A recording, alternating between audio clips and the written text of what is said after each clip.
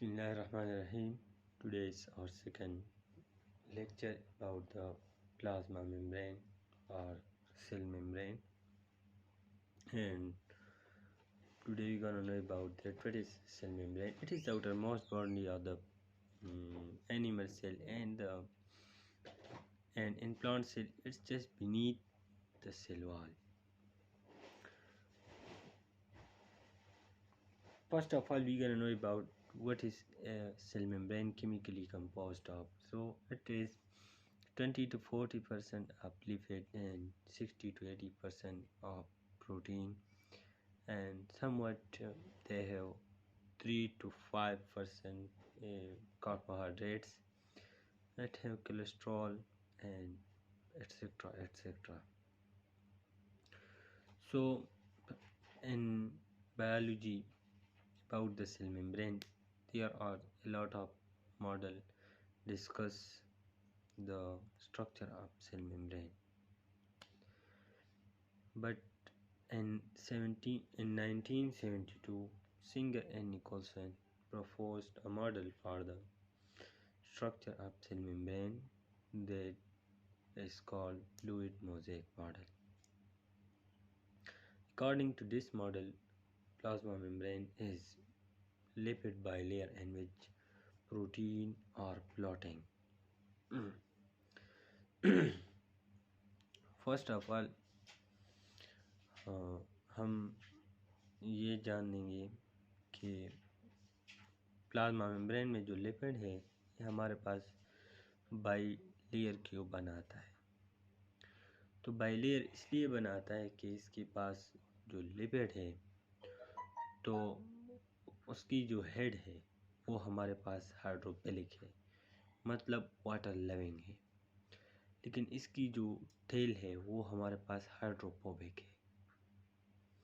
Hydrophobic मतलब ये है कि वो उसको वाटर से एलर्जी है, मतलब वाटर अपने आप को आने नहीं देता, मतलब उसे नफरत करता है। तो इसलिए इसकी जो स्ट्रक्चर है वो लिपिड बाइलेयर बनाती है। सबसे पहले हम रोल ऑफ प्रोटीन पढ़ेंगे। इसकी जो लिपिड बाइलेयर है, इसकी जो फॉस्फोलिपिड है, इसमें जो लिपिड इस्तेमाल होता है तो उसको हम कहते हैं लेसिटिन। इसकी जो हमारे पास मैंने आपको कहा कि इसकी एक पार्ट जो है ना ये हाइड्रोफिलिक है, वाटर लविंग है, और एक पार्ट जो है हमारे पास हाइड्रोफोबिक है। तो ऐसी जो लिपिड है इसको हम कहते हैं एम्फीबैटिक, और इसकी जो थिकनेस हमारे पास है तो वो 7 नैनोमीटर इसकी थिकनेस है। और हमारे पास जो प्लाज्मा मेम्ब्रेन है वो हमारे पास एसिमेट्रिकल है, मतलब इसकी जो दो लेयर है ये हमारे पास एक जैसी नहीं है। और प्लाज्मा मेम्ब्रेन की जो प्राइमरी इम्पोर्टेंस है तो वो हमारे पास है ट्रांसपोर्ट ऑफ द मटेरियल। ये हमारे पास ट्रांसपोर्ट ऑफ द मटेरियल करती है। तो जैसा कि हमने कहा कि जो लिपिड है इसमें इसकी जो टेल है वो हमारे पास हाइड्रोफोबिक है। तो इसमें से चंद ऐसे सब्सटेंस होंगे जिनका डायरेक्टली इससे निकलना ये मतलब दुश्वार हो जाता है, इससे नहीं निकल पाते ये। बात साइज़ की वजह से, बात चार्ज इस पर जो चार्ज होती है उसकी वजह से, क्योंकि लिपिड हमारे पास जो है वो अपने आप को ऐसे अडॉप्ट कर लेता है कि वो चार्ज आयन से थोड़ा नफरत करता है, अपने आप तक वो आने नहीं देता। और हमारे पास जो पोलर मालिक्यूल है, मतलब H2O है, हमारे पास चंद मालिक्यूल जो फॉस्फोलिपिड है उसकी इधर गुजर जाते हैं, क्योंकि उसकी जो साइज़ है वो बहुत छोटी होती है। लेकिन ज़्यादा अमाउंट में जो H2O है वो हमारे पास इसको फॉस्फोलिपिड की उस पार नहीं जा सकती।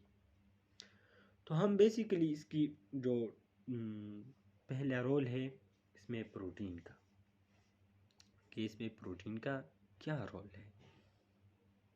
ठीक है, तो प्रोटीन का इसमें जो रोल है तो वो ग्लाइकोलिपिड बनाता है, ग्लाइकोप्रोटीन बनाता है कार्बोहाइड्रेट के साथ मिलकर, ग्लाइको प्रोटीन बनाता है।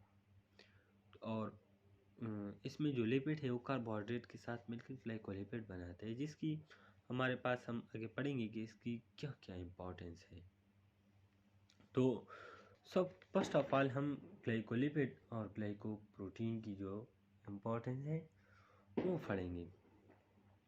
तो ग्लाइकोलिपिड और ग्लाइकोप्रोटीन ये बेसिकली हमारे पास जो नॉन पोलर मॉलिक्यूल की इनफ्लो और आउटफ्लो को रेगुलेट करता है।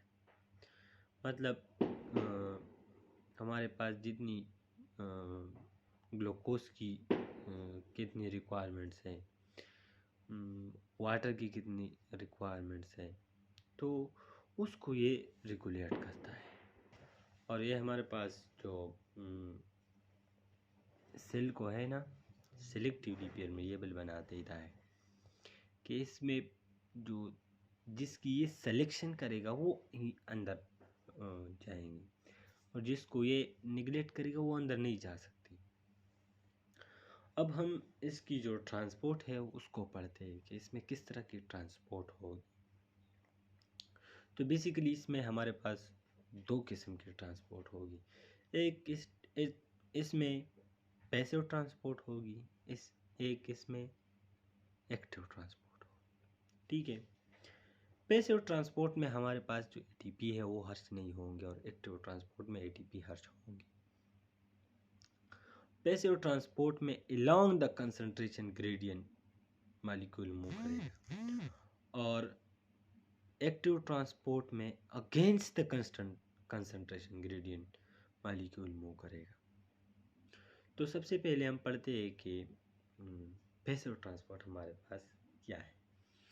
तो पैसिव ट्रांसपोर्ट ये है कि मतलब बाहर की जो एनवायरनमेंट है वहाँ पर किसी चीज़ की कंसंट्रेशन वो बहुत ज़्यादा है, अंदर कम है, और सेल को उसकी नीड है, तो वो पैसिव ट्रांसपोर्ट के ज़रिए उस मॉलिक्यूल को इंजेस्ट करेगा।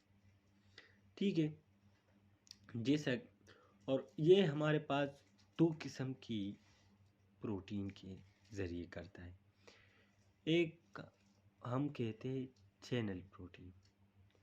चैनल प्रोटीन के ज़रिए हमारे पास जो इसकी डिफ्यूजन होती है, सिंपल डिफ्यूजन, मतलब वाटर, एग्जांपल हम वाटर लेंगे कि वाटर आउटसाइड एनवायरनमेंट में ज़्यादा है, इनसाइड कम है, और सेल को उसकी नीड आ गई, तो फिर ये क्या करेगा, तो ये चैनल प्रोटीन के ज़रिए उस वाटर मॉलिक्यूल को अपने अंदर लेगा थ्रू सिंपल डिफ्यूजन।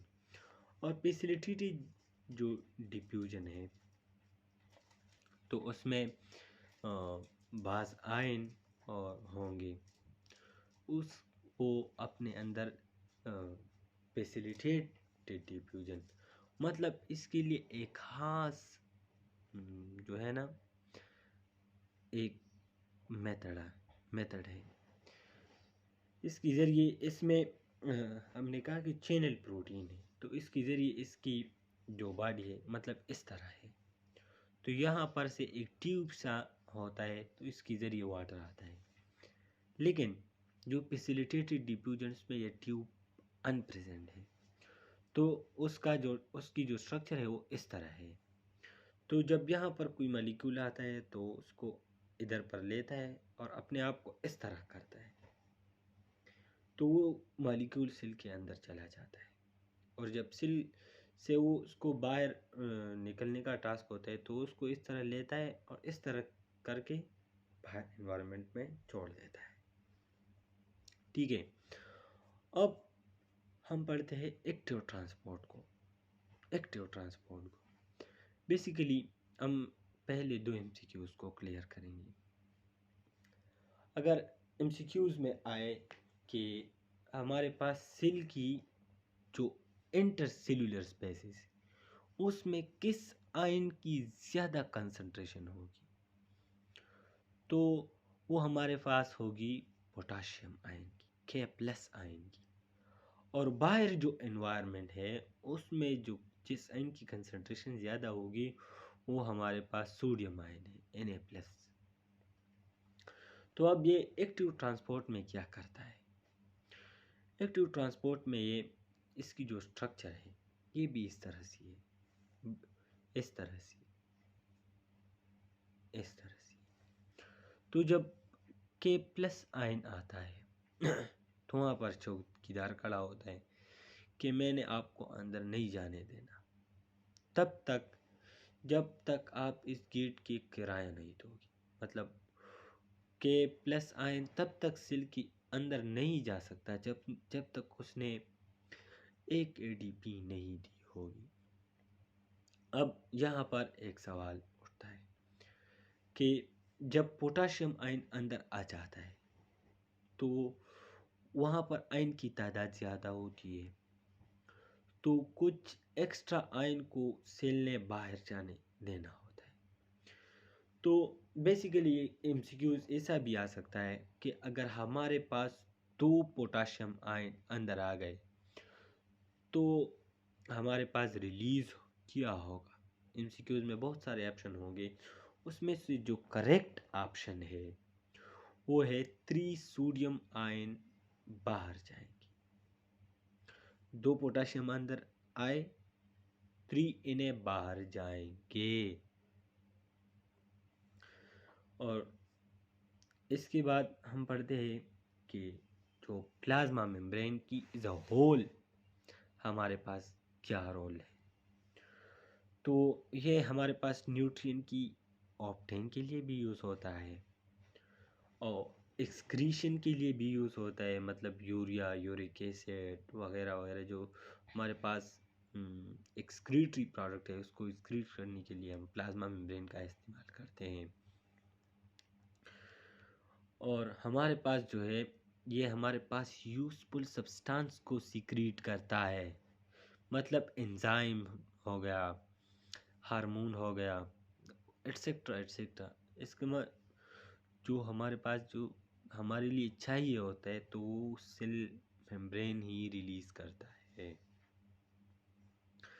और इसके बाद ये हमारे पास जो है ना सुटेबल pH को, आयनिक कंसंट्रेशन को और एंजाइम की कंसंट्रेशन को विद इन द सेल ये रेगुलेट करता है। ये हमारे पास जो है ना एंटीबॉडीज़ की जो वो क्या कहते हैं, क्या कहा मैंने, एंटीबॉडीज़ की जो शनाख्त होती है उसको ये डिटरमाइन करता है। हमारे पास नर्व इम्पल्स को within the cell carry भी करता है, सेल से बाहर आने भी देता है।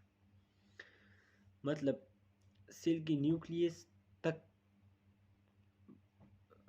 जो इम्पल्स पहुंचता है वो प्लाज्मा मेम्ब्रेन के जरिए पहुंचता है कि एनवायरनमेंट में ये चीज़ें हैं,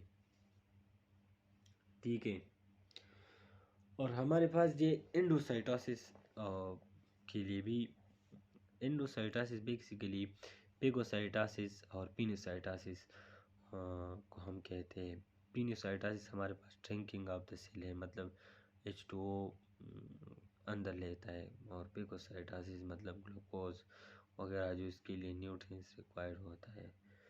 और ये हमारे पास एज ए रिसेप्टर भी काम करता है। तो हमने जाना कि प्लाज्मा मेम्ब्रेन क्या होता है, इसके बारे में चंद MCQs मैंने आपको बताए।